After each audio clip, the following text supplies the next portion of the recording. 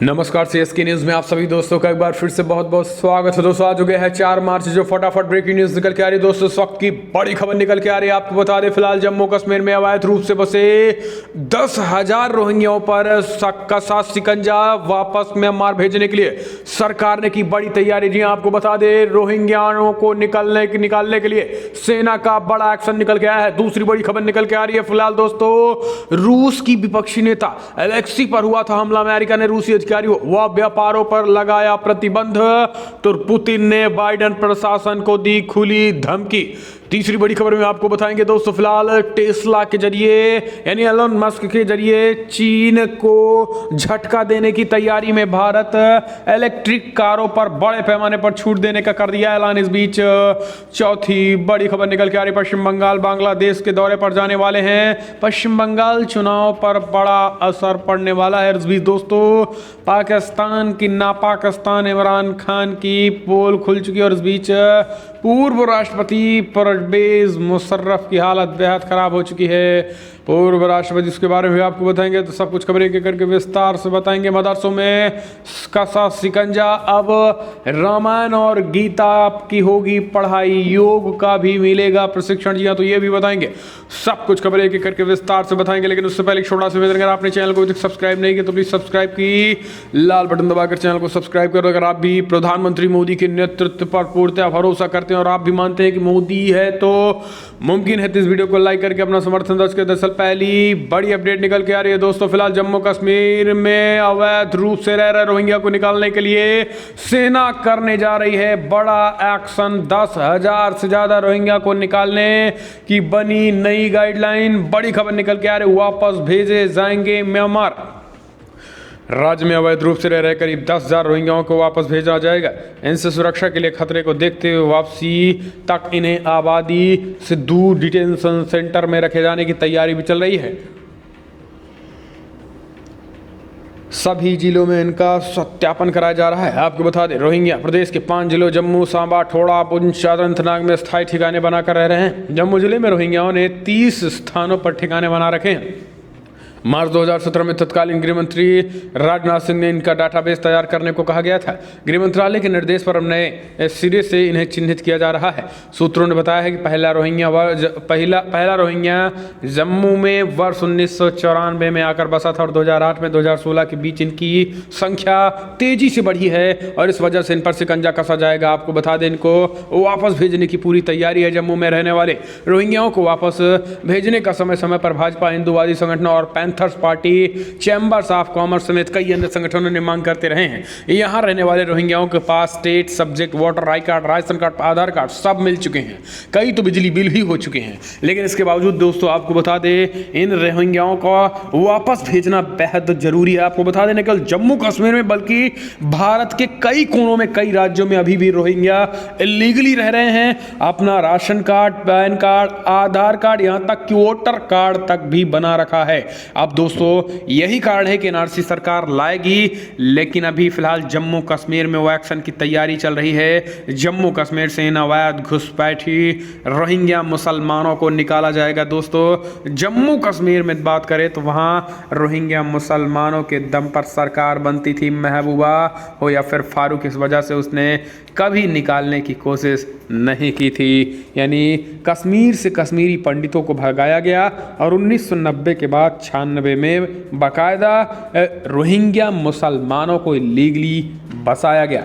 अब आप समझ सकते हैं क्या साजिश थी, क्या देश को इस्लामिक कंट्री बनाने की साजिश नहीं थी।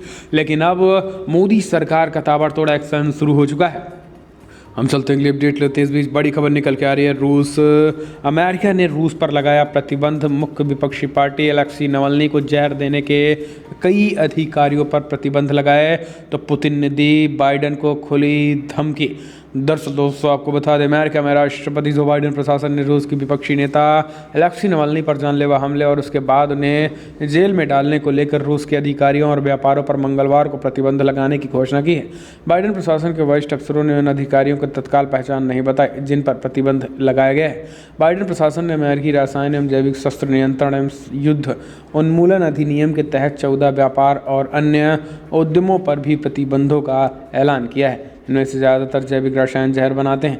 वरिष्ठ अधिकारी ने बताया है कि अमेरिकी खुफिया समुदाय का निष्कर्ष है कि रूस की संघीय सुरक्षा सेवा ने पिछले साल अगस्त में असंतुष्टों पर रूसी नर्व एजेंट नेविचोक का इस्तेमाल किया है। बाइडेन प्रशासन द्वारा पहली बार रूस पर प्रतिबंध लगाए गए हैं। हम चलते हैं, अगली अपडेट लेते हैं। तो दोस्तों, बाइडेन प्रशासन ने पहली बार रूस पे लगाया प्रतिबंध। तो दोस्तों, पुतिन ने दी धमकी, कहा बहुत हुआ। दरअसल आपको बता दें, जो प्रतिबंध लगा दोस्तों, इस पर अब पुतिन की प्रतिक्रिया निकल के आई है। रूस के राष्ट्रपति पुतिन ने कहा है कि फिलहाल ये ठीक नहीं है। अलेक्सी नावल्नी या फिर कोई भी हो, किसी भी व्यक्ति पर ये आरोप सिद्ध नहीं हुए हैं। जिन अधिकारियों पर ये प्रतिबंध लगाए गए हैं, उन अधिकारियों पर ये आरोप सिद्ध नहीं हुए हैं कि उन्होंने जहर दिया या फिर कोई और दूसरी वजह थी। हम चलते हैं, अपडेट लेते हैं। तो दोस्तों, फिलहाल बड़ी खबर, टेस्ला के जरिए चीन को घेरने की तैयारी, मोदी सरकार दे रही बड़ी छूट, कहा इलेक्ट्रिक कारें बनाएं, मिलेंगे आपको कई रियायतें। जी हाँ, दरअसल आपको बता दें दोस्तों, भविष्य अब इलेक्ट्रिक कारों का ही है। धीरे धीरे ही सही, लेकिन अब इसकी शुरुआत देश में हो चुकी है। Tata Motors, Hyundai, Mahindra, MG जैसे कंपनियों ने अपनी इलेक्ट्रिक कारें सड़कों पर उतार दी है। लेकिन अब इस मैदान का सबसे बड़ा खिलाड़ी भारत आने वाला है और भारत ने भी टेस्ला पर अपना बड़ा दांव खेल दिया है, जिसके सीधी चोट चीन को लगने वाली है। एलन मस्क की कंपनी टेस्ला ने भारत में अपनी कारें बेचने के लिए रजिस्ट्रेशन करवा लिया है। जून जुलाई 2021 के आसपास टेस्ला भारत में अपने कदम भारत में रखे देगी।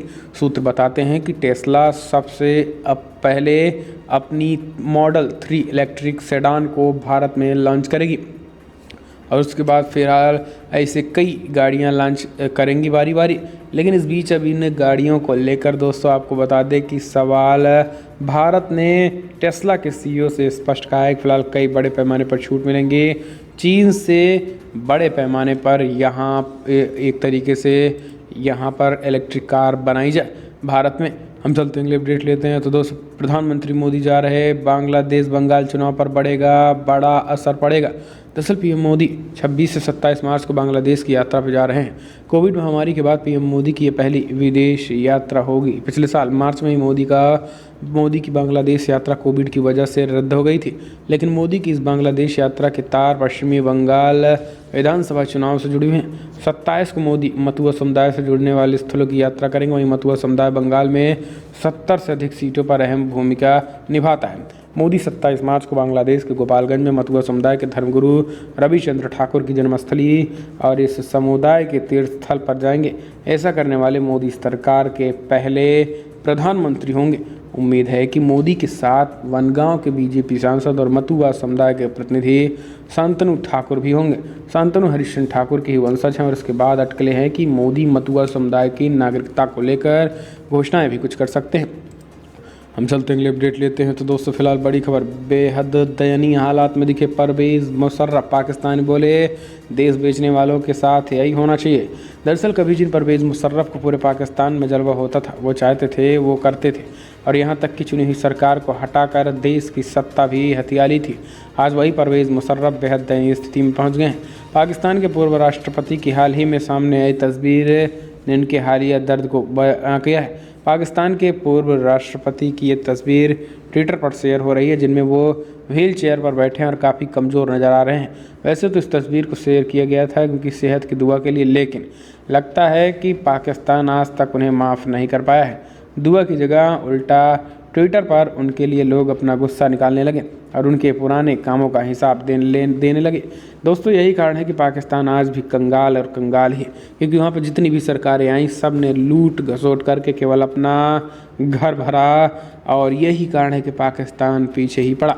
हम चलते हैं, अपडेट लेते हैं। तो दोस्तों, मदरसों में होगी रामायण और गीता की पढ़ाई, योग को भी मिलेगा प्रशिक्षण। NIOIC ने तैयार किया plan.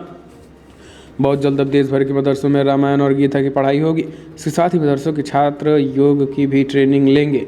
National institute of open school NIOS प्राचीन भारत ज्ञान और परंपरा को लेकर 100 मदरसों में नया पाठ्यक्रम शुरू करने जा रहा है और इसकी पूरी तैयारी हो चुकी है। National institute of open schooling का ये नया पाठ्यक्रम नई शिक्षा नीति का हिस्सा है। शिक्षा मंत्रालय के अंतर्गत आने वाला NIOS कक्षा 3, 5 और 8 के लिए बेसिक कोर्सेज की शुरुआत करेगा और उसकी शुरुआत फ़िलहाल 100 मदरसों से की जाएगी।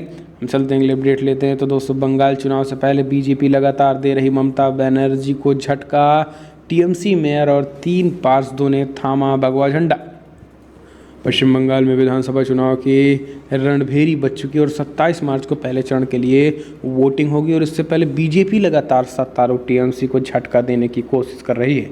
और अब विधान नगर के मेयर इन काउंसिल देवाशीष जना और आसनसोल से तृणमूल कांग्रेस के 3 पार्षदों ने बुधवार को कोलकाता में भारतीय जनता पार्टी का दामन थाम लिया है। आपको बता दें कि फिलहाल कल ही TMC के विधायक जितेंद्र तिवारी ने भी बंगाल बीजेपी अध्यक्ष की मौजूदगी में बीजेपी की सदस्यता ग्रहण की और उन्होंने 4 TMC नेताओं को भाजपा में शामिल करा लिया।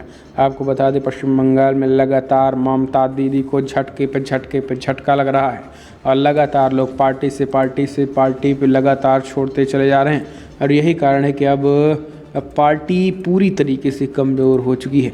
हम चलते हैं, अपडेट लेते हैं। तो दोस्तों, प्रदर्शनकारियों को नुकसान की वसूली के लिए उत्तर प्रदेश विधान परिषद में भी विधेयक पारित। अब उपद्रवियों की खैर नहीं।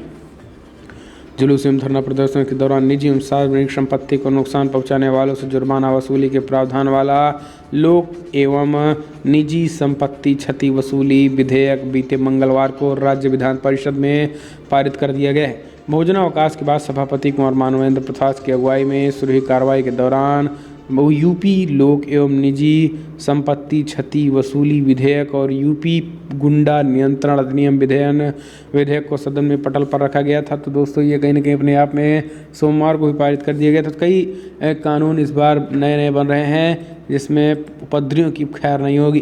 चलते हैं, अगली अपडेट। अयोध्या में मर्यादा पुरुषोत्तम भगवान श्री राम के भव्य और दिव्य मंदिर के 70 एकड़ परिसर का होगा विस्तार। भूमिधर लोगों से हो रही है चर्चा।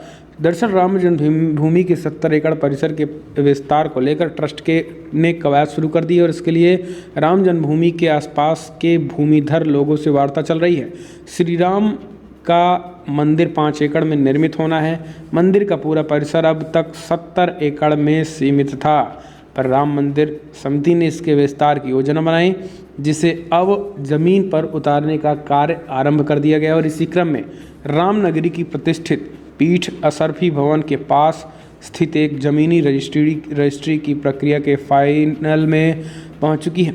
हम चलते हैं, अपडेट लेते हैं। तो दोस्तों, फिलहाल बड़ी खबर निकल के आ रही है, जहां पर आपको बता दें आरक्षण की सूची जारी होते ही यूपी में आधी रात को 10 IAS अफसरों का तबादले।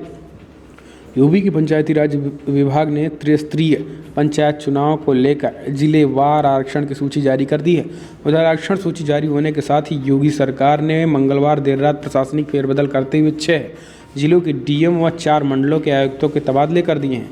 इसी कड़ी में राहत आयुक्त के पद पर तैनात संजय गोयल को प्रयागराज का नया मंडलायुक्त भी बना दिया गया है। तो कई बदलाव कर दिए हैं CM बाबा ने।